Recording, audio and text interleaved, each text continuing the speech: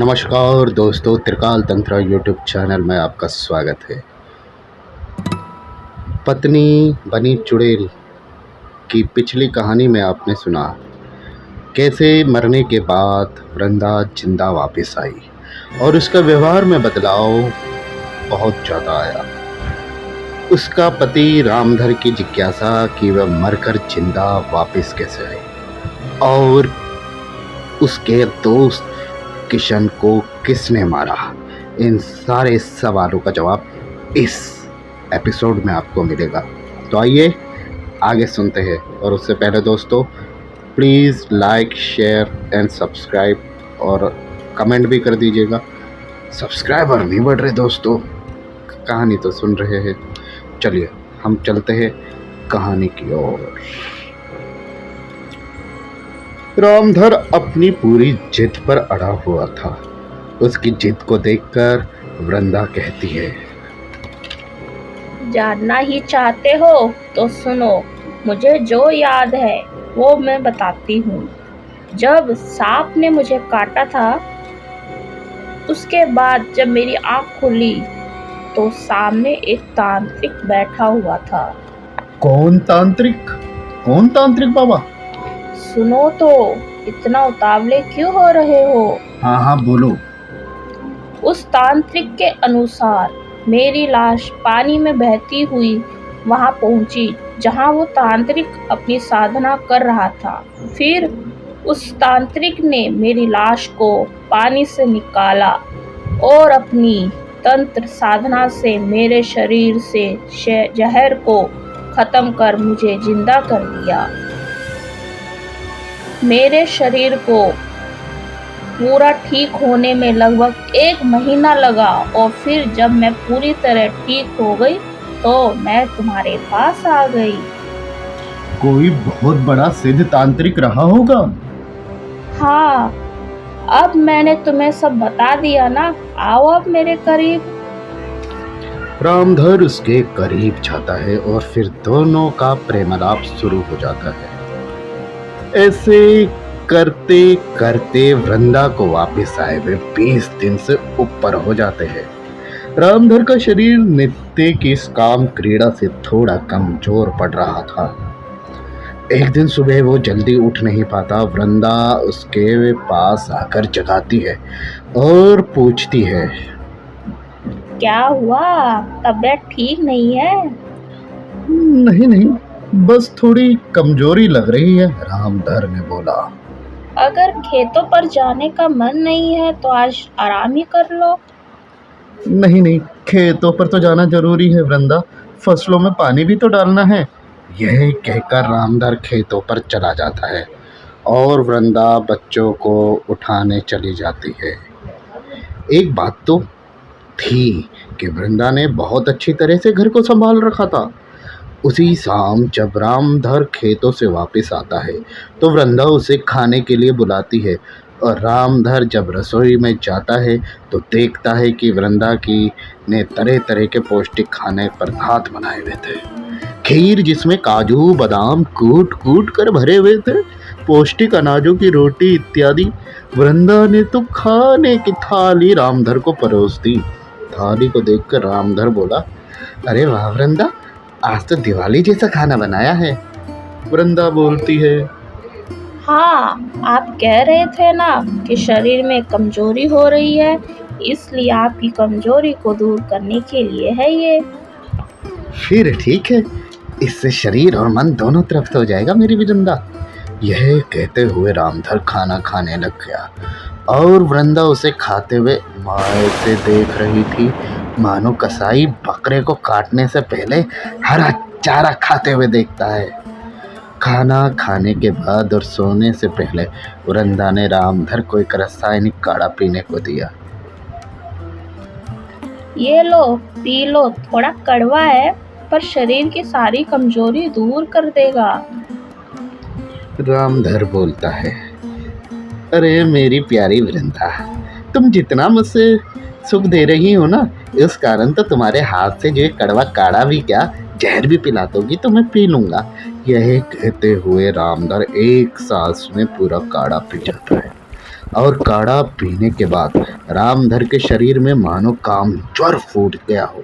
वह कामाग्नि में इतना तड़पने लगा कि वो 2 मिनट भी नहीं रुक सका। इन्हीं सभी क्रियाकलापों को अब होते हैं 30 दिन और बीत गए थे, यानी कि वृंदा को आए हुए पूरे 30 दिन बीत गए थे। एक दिन गांव में एक फकीर आया और वो जगह जगह जाकर लोगों के घर से भिक्षा मांग रहा था। भिक्षा मांगते मांगते फकीर रामधर के घर के आगे से गुजरा और उसके घर की तरफ देखते हुए फकीर ठिठक गया।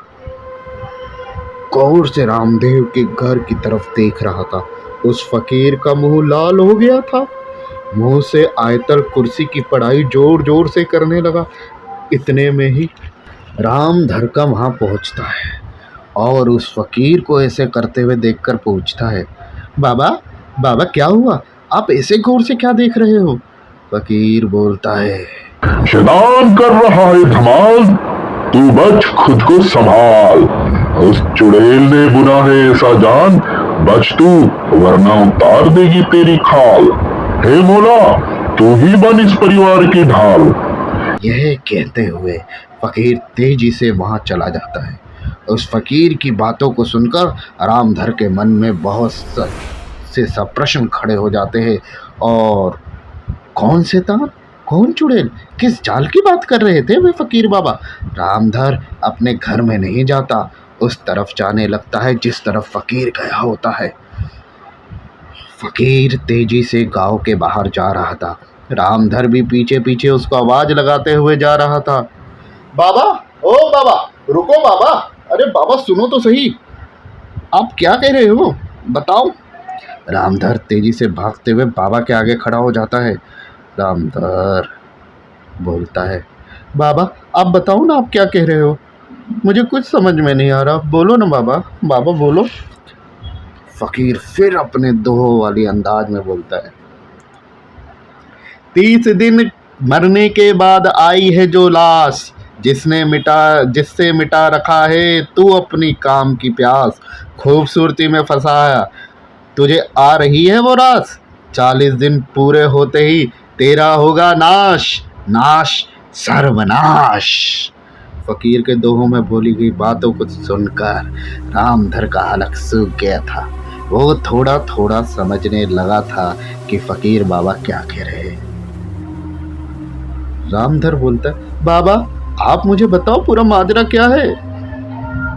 बाबा फिर दोहों में बोलते हैं, शैतान की नुमाइंदगी है, तुझसे रही है खेल, पत्नी के रूप में तुझसे बना रही है मेल, काम सुख के आड़ में तुझे रही है पेल, तेरी आत्मा निकालेगी कैसे, पाएगा तू झेल, वो तेरी पत्नी नहीं, वो है शमशान की चुड़ैल। रामधर बाबा की बातों को सुना जा रहा था। जो उसके बारे में जाने उसको परलोक पहुंचाती है, जैसे किशन के शरीर को बेट कलेजा खाती है। रामधर बोलता है, यानी बाबा मेरे दोस्त किशन को, मेरे दोस्त को भी मारा? बाबा उसके बाद मौन हो जाते हैं। रामधर कहता है, बाबा पर वो तो मेरा और मेरे परिवार का इतना ख्याल रख रही है, आप वृंदा के बारे में बात कर रहे हो क्या? कैसे क्यों कर रहे हो बाबा? वो तो मेरा पूरा बहुत ध्यान रखती है, मैं कैसे आपकी बातों पे यकीन करूं? बाबा फिर दोहों में बोलते हैं, अगर जानना चाहता है तू उस चुड़ैल का राज, रात जाग कर करीब तू ये करियो काज, सोना नहीं है करिए तू उसका पीछा आज, देखकर उसका चेहरा मिट जाएगी तेरी खाज। और ये कहते हुए फकीर वहां से चला जाता है। उसी रात रामधर की हिम्मत नहीं हो रही थी वृंदा के पास जाने की। वो डरता हुआ अपने बिस्तर पर लेटा था कि तभी वृंदा वहां आ जाती है और उसको काम क्रीड़ा के लिए प्रेरित करती है। रामधर कहता है, वृंदा आज मन नहीं है। क्या मन नहीं है? बस ऐसे ही, आज बहुत थक गया हूँ वृंदा। ओहो, अरे क्या हो गया, देखो तो मेरी तरफ। रामधर जैसे ही उसकी तरफ देखता है तो वो सुध-बुध खो जाता है और वो ना चाहते हुए भी उसके प्रेमालाप में खो जाता है। पर आज रात रामधर सोना नहीं चाहता था और वह जानना चाहता था वृंदा की असलियत। मध्य रात्रि में उसको दरवाज़ा खुलने की आवाज़ आती है और वो चौकन्ना हो जाता है। फिर वो देखता है कि वृंदा रात को कहीं बाहर जा रही है। रामधर भी उसका पीछा करने को तैयार हो जाता है। वृंदा के निकलने के कुछ देर बाद ही वो उसका पीछे पीछे गांव से बाहर जंगल की तरफ जाता है। वो देखता है कि वृंदा गांव से बाहर जा रही थी, वो भी उसका पीछे किया जा रहा था। वृंदा जंगल में पहुंचकर एक जगह रुक जाती है। फिर वो पीछे पलट कर देखती है। रामधर एकदम से ठिठक जाता है और वो एक पेड़ के पीछे छुप जाता है। उसको वहाँ से ठीक से कुछ दिखाई नहीं दे रहा था, इसलिए धीरे धीरे वो उसके करीब जाने लगा, पर उचित दूरी बनाए रखते हुए कहीं वृंदा उसे देख न ले। फिर वो छिपकर उसे देखता है तो वो देखता है कि वृंदा जो भी बहुत ही खूबसूरत लग रही थी, अचानक उसका रूप बदलने लग गया। उसके बाल रूखे हो गए, उसका चेहरा डरावना हो गया, दांत उसके बड़े बड़े और उसके पैर पीछे की तरफ मुड़ने लगे। उसका ये भयंकर रूप देखकर रामधर का तो होश ही फाख्ता हो गए। रामधर अब समझ गया था कि बाबा जो कह रहे थे वो ठीक है। वृंदा की असलियत रामधर के सामने आ चुकी थी।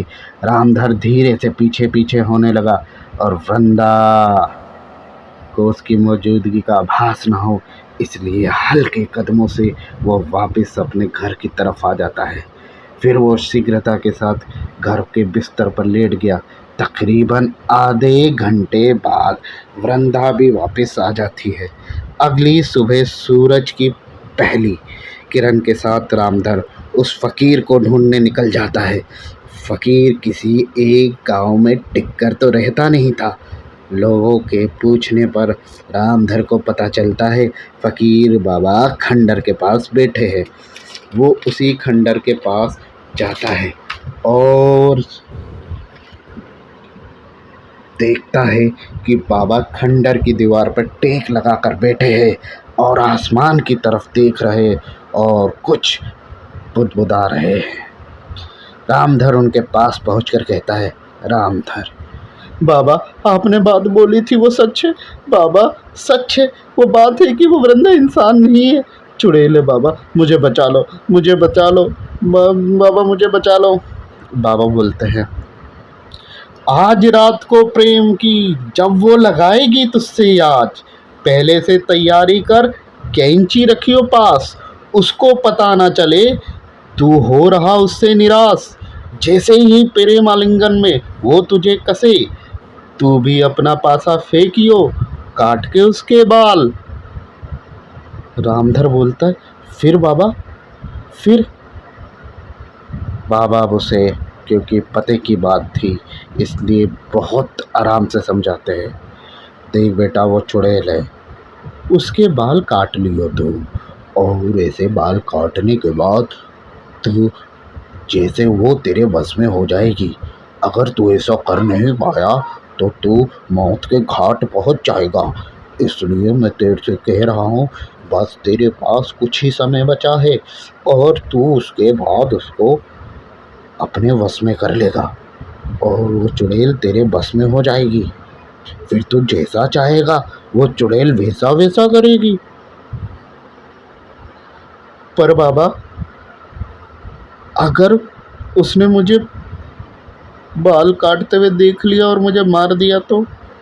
देख, थोड़ा डर तो है, लेकिन तू तो फंस चुका है, तुझे इस बात से खुद ही निकलना पड़ेगा। इसलिए कैंची से उसके बाल काट दियो और क्या कहते, अपने पास संभाल के रख लियो।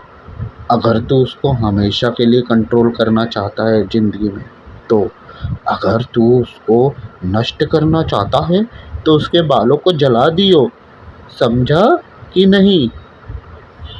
हाँ बाबा, मैं समझ गया। बाबा ने रामधर को उस चुड़ैल को नाश करने और उसके वश में करने वाली बात दोनों बता दी थी। अब ये रामधर के ऊपर था कि वो उसको वश में करता या उसको नष्ट करता। रात हो गई थी और वृंदा अपने अगले पड़ाव की तरफ जा रही थी। वो अब रामधर को अपना पास बुलाने लग गई। रामधर पूरी तैयारी के साथ था। उसने अपने तकिए पर कैंची रखी हुई थी और वृंदा उसके करीब आई और उससे प्रेम आलिंगन करने लग गई। उसके साथ वो काम क्रीड़ा के लिए उसको तैयार कर रही थी। रामधर ने भी जब तक प्रेम क्रिया आगे ना बढ़े थोड़ा सा पेशेंस रखा। उसको डर तो बहुत ज़्यादा लग रहा था, लेकिन उसने अपने ऊपर कंट्रोल किया, क्योंकि जीना और मरना अब रामधर के हिम्मत के ऊपर ही है। रामधर ने बहुत ज़्यादा हिम्मत रखी, क्योंकि पिछली रात का उसका चेहरा उसके सामने आ रहा था। उसने जैसे तैसे कोशिश करी। फिर वृंदा उसके पास आई और दोनों काम अग्नि के सुख को भोगने लग गए।